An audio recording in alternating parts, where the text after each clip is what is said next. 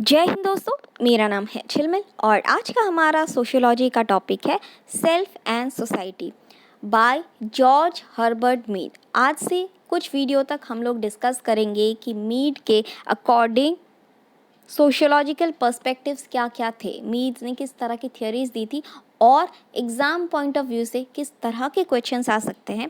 Next कुछ video में हम लोग डिस्कस करेंगे। So let's start.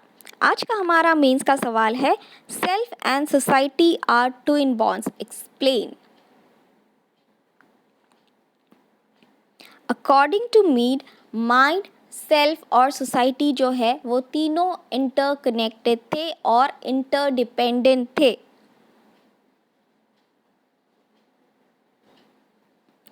मीड के हिसाब से ये माइंड से सेल्फ बनता था और सेल्फ से सोसाइटी जो है चलती थी। ये तीनों जो है इंटरकनेक्टेड और इंटरडिपेंडेंट थे। लेकिन आज की वीडियो में हम सेल्फ और सोसाइटी के बारे में ज़्यादा डिस्कस करेंगे। माइंड और सेल्फ के बारे में हम लोग नेक्स्ट वीडियो में डिस्कस करेंगे। ठीक है जी। सो इंट्रो में हम लिखेंगे कि the emergence of mind is the pre condition for the genesis of self. जैसे कि मैंने कहा, जो सेल्फ है वो बनता है माइंड से ही। सेल्फ जो है वो कहीं ना कहीं माइंड से ही बनता है। जब सेल्फ इमर्ज होता है तो उसके लिए माइंड का इमर्ज होना बहुत ज़रूरी होता है। माइंड कैसे इमर्ज होता है, किस तरह से हम इंटरेक्ट करते हैं, वो हम नेक्स्ट वीडियो में डिस्कस करेंगे। ठीक है। The rudiments of cell begin with an organism's ability to role take. Self कैसे बिगिन होता है? सेल्फ का मतलब रूट्स कहाँ पे होता है? जब एक ऑर्गेनाइज्म रोल टेक करना स्टार्ट करता है। रोल टेक मतलब इमिटेट करना मतलब एक छोटा सा बच्चा, 3 साल का बच्चा अपनी मम्मा को इमिटेट करता है कि किस तरह से उनकी मम्मा मेकअप करती है, किस तरह से उनकी मम्मा बात करती है लोगों से, किस तरह से उनकी मम्मा उनकी मेड को डांटती है। इस तरह से इमिटेट करके, रोल टेक करके ही कहीं ना कहीं सेल्फ जो है उसकी रूट्स फॉर्मेशन होती है। As a social behaviorist, Mead emphasized that the capacity to view oneself as an object in the field of experience was a type of learned behavior. यहाँ पे मीड ये कहते हैं कि जैसे कहावत है ना कि मेरी जगह पे आके देखो तब पता चलेगा, मेरी नज़रिए से देखो तब पता चलेगा। तो मीड का ये कहना है कि जब हम दूसरे की नज़रिए से, दूसरे की पॉइंट ऑफ व्यू से चीज़ों को देखने की, चीज़ों को एनालाइज करने की कोशिश करेंगे तभी, या फिर हम दूसरे की नज़रिए से अपने आप को देखने की, एनालाइज करेंगे तभी हमारे अंदर सेल्फ जो अवेयरनेस या सेल्फ कॉन्शियसनेस है वो जागृत होगी।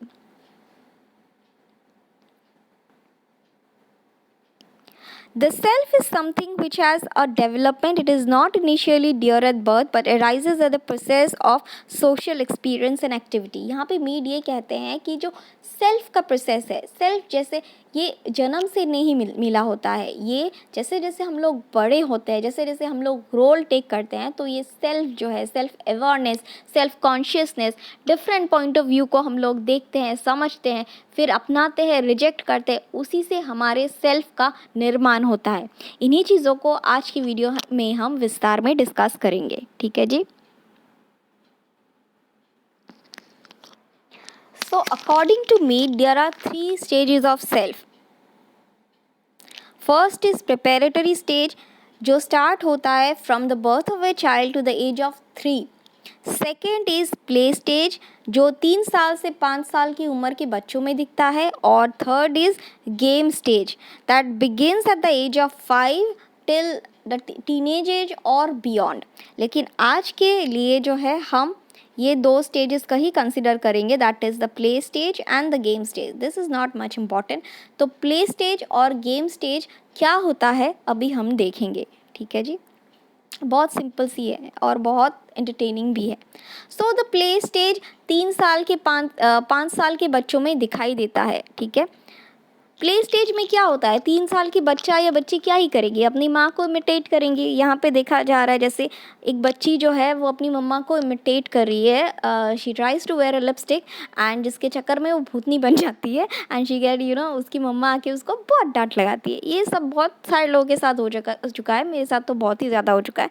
तो इस तरह से जो प्ले स्टेज है वहाँ पे बच्चा या बच्ची जो है वो अपनी मम्मी को, अपने पापा को, अपने रिलेटिव्स को, अपनी दादी नानी सबको इमिटेट करने की कोशिश करते हैं। किस तरह से वो बोलते हैं, किस तरह से वो चलते हैं, किस तरह से वो मेड को ट्रीट करते हैं, ये सब वो देख देख के ऑब्जर्व करके इमिटेट करने की कोशिश करते हैं और रोल टेक करने की कोशिश करते हैं। ठीक है।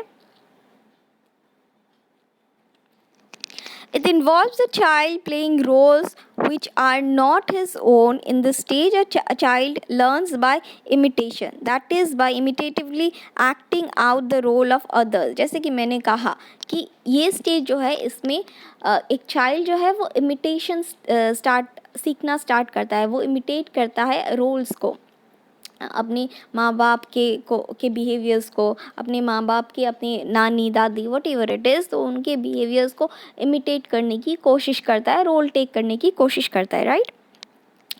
फॉर एग्जाम्पल, द चाइल्ड में play at being the mother और फादर ए डॉक्टर और a nurse. In doing so, he becomes aware that there is a difference between himself and the role he is playing. जब वो ये role play करता है या करती है whatever it is, तब उसको ये समझ में आता है कि मम्मी की तरह मेकअप करने से आप मम्मी नहीं बन जाते हो आप मम्मी की तरह नहीं बन जाते हो। मम्मी की तरह साड़ी पहनने की कोशिश करके आप तब एक तरह से एक छोटा सा ही सही लेकिन सेल्फ रियलाइजेशन या सेल्फ अवेयरनेस का जो बीज है वो बुनता है कि ऐसा करके भी मैं मम्मी की तरह नहीं बन सकता हूँ। तो तब धीरे धीरे करके सेल्फ का जो कॉन्सेप्ट है उसकी बीज बोई जाती है। ठीक है, एक बच्चे के अंदर। Thus, the idea of self is developed as the child takes the role of a make-believer other. तो थोड़ा जो सेल्फ का जो बीज है वो तभी उगने लगता है जब चाइल्ड जो है अपनी mummy papa doctor nurse what ever it is उसकी रोल टेक करने की कोशिश करता है। तब उसके अंदर एक रियलाइजेशन आता है कि ये करके मैं इसकी तरह पूरी तरह नहीं, उसका एक डॉक्टर का एप्रन पहन के भी मैं डॉक्टर नहीं बन सकता हूँ पूरा। एक तरह का जो है सेल्फ का रियलाइजेशन आता है। बच्चे में और कितना ही आएगा, बस थोड़ा थोड़ा ही आता है। उसके बाद जब बच्चा थोड़ा और बड़ा हो जाता है तब आता है game stage. Is the second stage in the development of self. In playing a game, the child comes to see himself from the perspective of various participants. इसको एक एग्जाम्पल के तौर पे समझते हैं। जब बच्चा थोड़ा बड़ा होता है तब वो गेम्स खेलना स्टार्ट कर देता है, लाइक फुटबॉल क्रिकेट। यहाँ पे क्रिकेट का ही एग्जांपल लेते हैं। और जब बॉल बाउंड्री के बाहर चली जाती है और उसके जो दोस्त है वो चिल्लाते हैं, अरे ये तो बाउंड्री के बाहर चली गई, ये तो 4 है। तो तो उसको उनके पॉइंट ऑफ व्यू को एक्सेप्ट करना पड़ता है कि हाँ ये 4 है ये। और अगर बॉल स्टंप पे लग गई एंड उनके जो दोस्त हैं ये बोलते हैं अरे ये तो आउट हो गया, तो स्टंप लगी, तो ये जो पर्सन है इसको उनके पॉइंट ऑफ व्यू से सोचना पड़ता है कि हाँ उन्होंने कहा है ये आउट है, मैं आउट हूँ तो आउट हूँ। तो जब बच्चा बड़ा होता है that is the game stage. जब बड़ा होता है तो वो क्रिकेट खेल रहा है अपने दोस्तों के साथ, तो ये बॉल जो है ये स्टंप पे लग गया। तब उसके दोस्त जो है वो आके बोलते हैं कि तू आउट है, तू आउट है। तब इस बच्चे को ना चाहते हुए भी उन दोस्तों के पॉइंट ऑफ व्यू से सोचना पड़ेगा एंड वो ये सोचता है कि हाँ इन्होंने कहा है तो मैं आउट ही हूँ। तो this is basically the game stage जो यहाँ पे बताते हैं कि दूसरे की नज़रिए से देखना कि दूसरे क्या सोचते हैं मेरे बारे में, दूसरे की नज़रिए से देखना is the game stage. In order to play a game like cricket, a child must be aware with his relationship with the other players. He must place himself in their roles in order to appreciate his role in the game. जो दूसरे उसके बारे में क्या सोचते हैं, तो उस चाइल्ड को, उस बच्चे को जो है उसको अपने आप को उनकी नज़रियों से उनके जगह पे रख के अपने आप को देखना पड़ेगा। This is little bit of complicated, लेकिन आप जैसे जैसे समझोगे ना ऐसे ऐसे ईजी लगेगा। ठीक है। In doing so, he sees himself in terms of the collective viewpoints of the other players. जैसे कि मैंने कहा, दूसरे की नज़रिए से देखे, जो उसके दोस्त ने उसको बोला कि तू आउट है भाई, तो वो अपने उन दोस्तों के नज़रिए से अपने आप को देखा कि हाँ, मेरी बॉल, अगर उनको लगता है कि मेरी बॉल स्टंप को लगी है तो मैं आउट हूँ, तो मैं आउट हूँ। तो उसको ऐसा नहीं है कि मैंने नहीं देखा कि मेरी बॉल नहीं लगी तो मैं आउट नहीं हूँ, दूसरों ने देखा, उन्होंने कहा, तो दूसरों की नज़रिए से अपने आप को देखना और परखना, इसी से जो है सेल्फ का निर्माण होता है as per Mead. It's all about point of view, दूसरों के पॉइंट ऑफ व्यू को समझना, परखना, उसके बाद फिल्टर करना। जो पॉइंट ऑफ व्यू आपको अच्छा लगे उसको रखना, जो पॉइंट ऑफ व्यू आपको अच्छा नहीं लगे उसको डिस्कार्ड करना, right? In other words, rather than simply imitating the role of the other, the child can look back on themselves from the point of view of others. जैसे कि मैंने कहा, जब एकदम 3 साल के बच्चे होते हैं, उनको ज़्यादा पॉइंट ऑफ व्यूज़ के बारे में नहीं पता होता है, उनको सामने जो दिखता है उनको इमिटेट करने की कोशिश करता है। लेकिन जैसे जैसे बच्चा बड़ा होता है तो उसके अंदर सेल्फ का डेवलपमेंट होता है, और उस तरह से इंस्टेड ऑफ इमिटेटिंग अदर्स, वो अपने आप को दूसरों की नज़रिए से देखने की कोशिश करता है। Hence, Mead argues that humans have the unique ability to be subject and the object at the same time. तो humans are the only species that have the ability, जो कि subject भी बन सकता है और object भी बन सकता है। Object वो तब बनता है जब वो अपने आप को as an object दूसरों की नज़रिए से देखने की कोशिश करता है, ठीक है? Thus, an individual acts and then evaluates his acts from the point of view of the generalized others or society, and then accordingly make adjustment in his behavior. पहले वो परखता है कि जो वो एक्शंस ले रहा है वो दूसरों के नज़रिए में कैसा होगा, और अकॉर्डिंगली वो उसके जो एक्ट्स है, उसकी जो डूइंग्स है, उसमें एडजस्टमेंट्स करता है। फॉर एग्ज़ाम्पल, अगर उसको किसी चीज़ को सही लगता है तो वो ये सोचेगा, आपको अगर सही लगता है कि मैं अभी अकेले रात को 2 बजे बाहर जाऊं, या फिर मैं अकेले अब्रॉड चली जाऊं, ठीक है, तो आपको पहले सोचना पड़ेगा कि आपकी फैमिली आपके बारे में क्या सोचती है, ठीक है? यू हैव टू थिंक कि फैमिली कैसे सोचती है। अगर फैमिली मना करेगी या फिर कुछ ड्रास्टिक सर्कमस्टेंसेस हो गए तो you have to adjust according to it. आपको हर एक पॉइंट ऑफ व्यू को पहले समझना पड़ेगा, और जो पॉइंट ऑफ व्यू आपको अच्छा लगे you have to take it, जो आपको अच्छा नहीं लगे you have to discard it.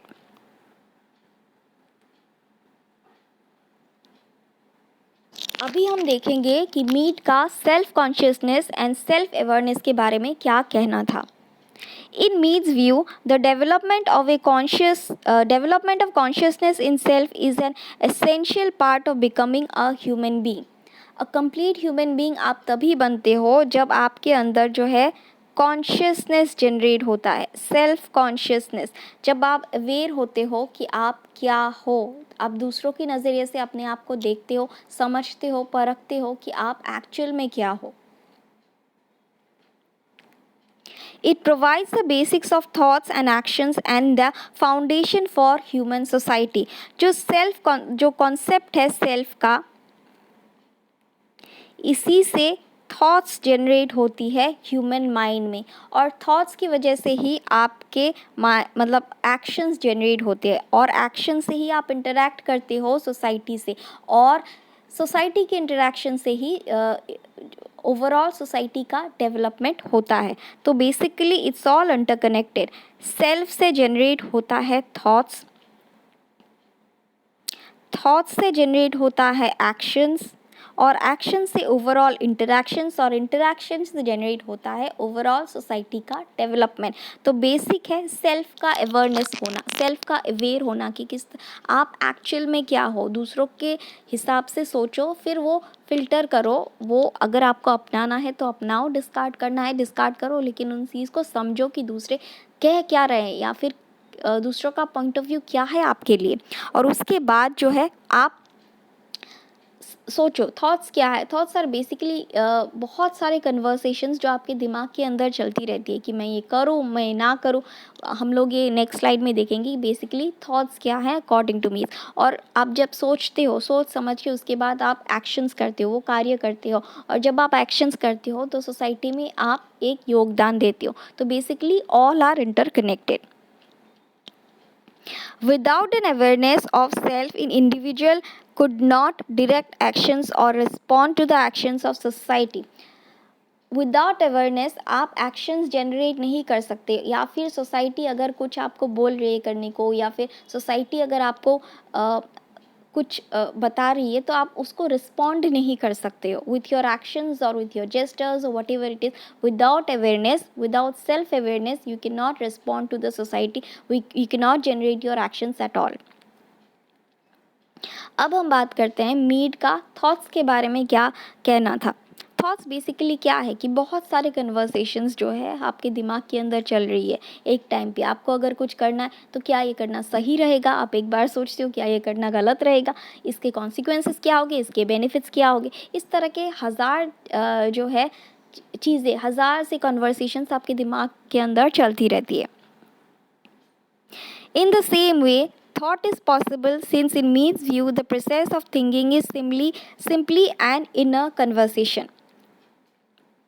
Thus, unless an individual is aware of his self, he would be unable to converse with himself and thoughts would not be possible.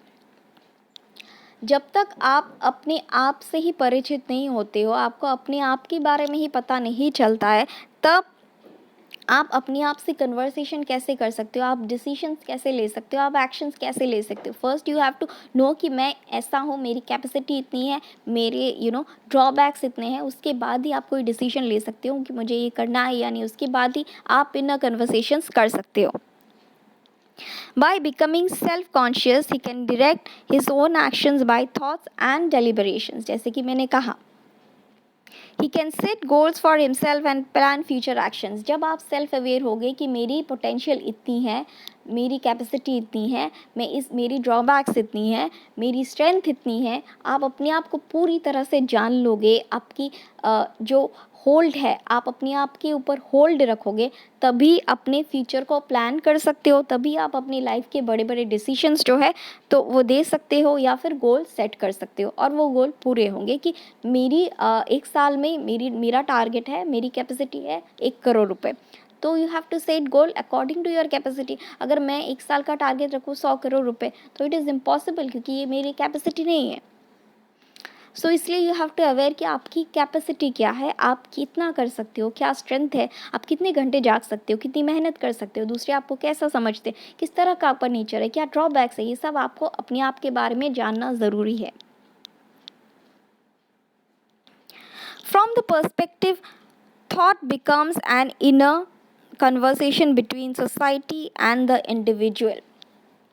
तो यहाँ पे Mead ने कहा, फ्रॉम दिस पर्सपेक्टिव मीड ने कहा है thinking जो है, द आर्ट ऑफ थिंकिंग और द आर्ट ऑफ थॉट, जैसे कि मीड ने कहा है, is a process of inner conversation. Okay, तो ये कन्वर्सेशन कहाँ से आती है? बहुत सारी पॉइंट ऑफ व्यू से। तो ये पॉइंट ऑफ व्यू कहाँ से आती है? बहुत सारे लोगों के, बहुत सारे इंटरेक्शन से।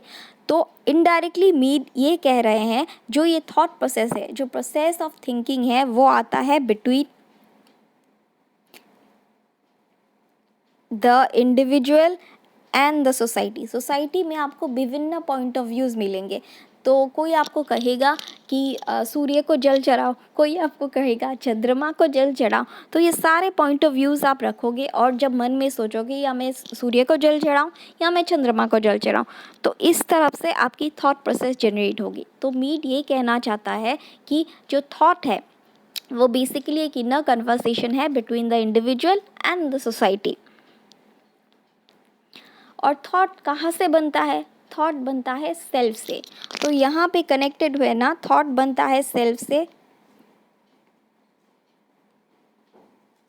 और थॉट कनेक्टेड है सोसाइटी से।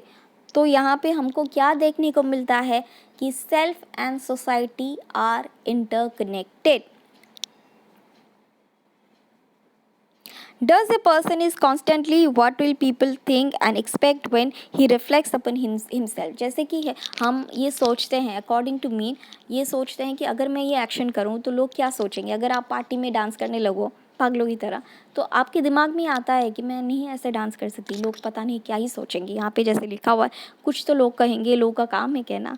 तो आप हमेशा सोचते हो कि किस तरह से बिहेवियर करते हो आप। फ्लाइट में बैठते हो तो आप ऐसे सोबर होके बैठते हो, किधर पार्टी में जाते हो you have to be sober. अब ऑफिस में जाते हो आप अच्छे ड्रेस पहन के जाते हो, वो चटक मटक ढिंचैक पहन के तो ऑफिस नहीं जा सकते ना। तो इस तरह से कुछ रूल्स आपको सोचना पड़ता है कि लोग क्या सोचेंगे, और उस हिसाब से अपने आप को पोर्ट्रे करना पड़ता है।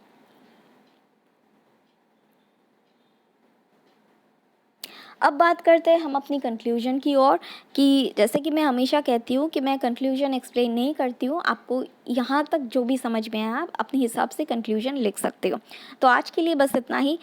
कल फिर मिलेंगे कुछ नए लेक्चर्स के साथ। Thank you.